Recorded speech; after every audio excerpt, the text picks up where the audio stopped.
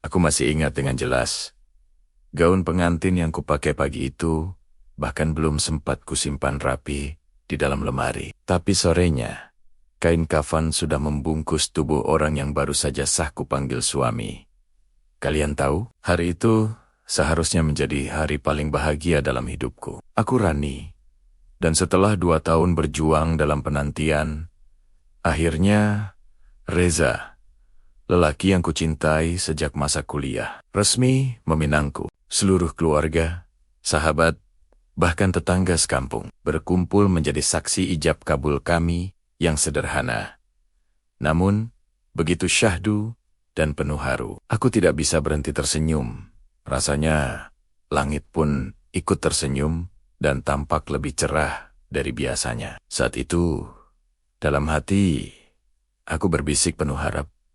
Inilah awal dari hidup baruku bersama Mas Reza. Aku membayangkan masa depan yang indah, membangun keluarga kecil yang hangat, dan menua bersama. Semua terasa begitu sempurna, begitu nyata. Aku merasa menjadi wanita paling beruntung di dunia.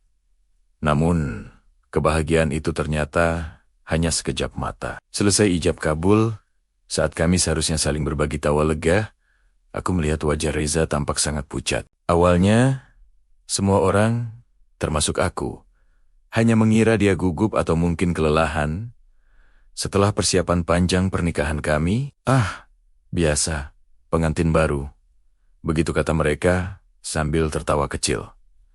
Tapi firasatku mulai tidak enak. Puncaknya adalah saat sesi foto keluarga. Di tengah senyum dan blitz kamera, Reza tiba-tiba menunduk dalam. Tangannya mencengkeram dada kirinya dengan erat. Senyum di wajahku langsung luntur, digantikan kepanikan. Aku berlari menghampirinya. Sementara para tamu yang tadinya ceria, mulai berbisik-bisik cemas. Suasana bahagia itu menguap begitu saja. Tanpa pikir panjang, ambulans segera dipanggil. Tapi, desa kami cukup jauh dari rumah sakit terdekat. Setiap detik di perjalanan, terasa seperti selamanya. Di dalam mobil yang melaju kencang, aku menggenggam tangan Reza yang mulai terasa dingin. Aku terus memanggil namanya, membisikkan kata-kata semangat di antara isak tangis yang tak bisa kutahan. Air mataku jatuh tanpa henti, membasahi gaun putihku. Bertahan ya Mas, bertahan. Hari ini hari bahagia kita Mas. Kita baru saja memulai semuanya. Hanya itu yang bisa kuucapkan berulang kali.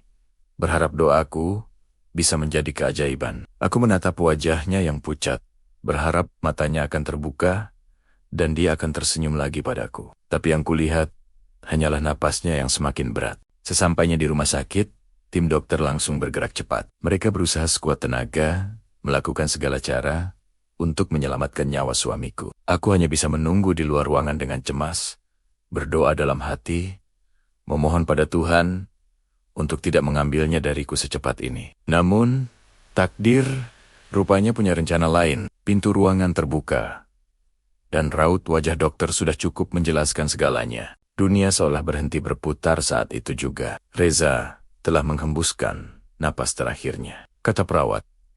Sebelum pergi, ia sempat menyebut namaku dengan suara yang nyaris tak terdengar. Aku masuk dan melihatnya terbaring kaku. Gaun pengantin putih suciku kini ternoda oleh air mata duka, dan cincin yang baru beberapa jam melingkar di jari manisku terasa begitu berat, seperti beban takdir yang tak sanggup lagi kupikul. Aku menjerit, tapi hanya jeritan pelan yang keluar dari mulutku. Bukan karena aku tak rela dengan kehendak Tuhan, tapi karena aku benar-benar tidak tahu bagaimana caranya menjadi seorang janda di hari yang seharusnya menjadi hari pernikahan pertamaku. Bagaimana aku harus menjelaskan ini pada diriku sendiri. Malam harinya, rumah yang tadi pagi riuh dengan tawa dan ucapan selamat, kini berubah menjadi hening dan penuh isak tangis. Pelaminan yang indah dengan dekorasi bunga warna-warni masih berdiri megah, tapi kini dihiasi oleh karangan bunga duka. Gaun pengantin yang seharusnya menjadi kenangan terindah, kini hanya tergantung lesu di kursi rias. Sementara di ruang tamu, di tempat yang sama kami duduk bersanding tadi pagi, kini terbaring jenazah Reza yang sudah dibalut kain kafan. Aku duduk di sampingnya, menggenggam tangannya yang sudah terasa sangat dingin. Aku menatap wajahnya yang damai, dan air mataku kembali mengalir. Aku berbisik pada kehampaan. Tuan, kenapa engkau biarkan aku merasakan cinta dan kebahagiaan yang begitu besar, hanya untuk merenggutnya kembali di hari yang sama? Kenapa ujian ini terasa begitu berat? Rasanya seperti mimpi buruk yang tak ada akhirnya. Hari-hari setelah itu berlalu dalam kabut kesedihan yang pekat. Aku mengurung diri, menolak bertemu siapapun. Setiap sudut rumah mengingatkanku padanya, pada janji-janji kami, pada tawa kami yang tak sempat bergema lama. Namun, suatu pagi, saat aku duduk termenung di teras rumah, aku melihat seberkas sinar matahari pagi yang hangat menyelinap di antara dedaunan. Sinarnya menyentuh wajahku, dan entah kenapa, ada sedikit kehangatan yang menjalar di hatiku. Aku teringat senyum Reza, teringat bagaimana cintanya selalu menjadi sumber kekuatan. Saat itulah, aku sadar, mungkin Reza tidak pernah benar-benar pergi. Jasadnya memang telah tiada, tapi sintanya, semangatnya, dan semua kenangan indah bersamanya akan selalu tinggal di sini, di dalam hatiku. Cinta itu yang akan menguatkan langkahku untuk melanjutkan hidup. Aku menarik napas dalam-dalam, dan untuk pertama kalinya, setelah sekian lama, sebuah senyuman kecil tersungging di bibirku. Aku berkata pelan pada diriku sendiri, aku memang menjanda di hari yang sama saat aku menikah. Tapi aku tidak pernah kehilangan cinta. Aku hanya memindahkan cinta itu dari dunia ke tempat yang lebih abadi, di dalam doa dan kenangan.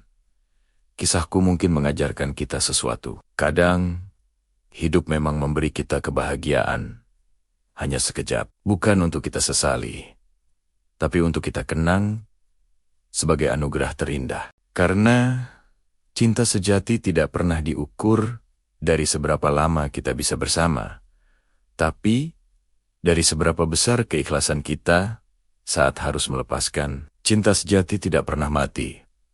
Ia hanya berpindah tempat ke ruang yang paling abadi di hati kita. Terima kasih sudah mendengarkan ceritaku sampai akhir. Jika kalian suka dengan konten seperti ini, jangan lupa untuk subscribe, like, dan bagikan video ini ya. Sampai jumpa di cerita berikutnya.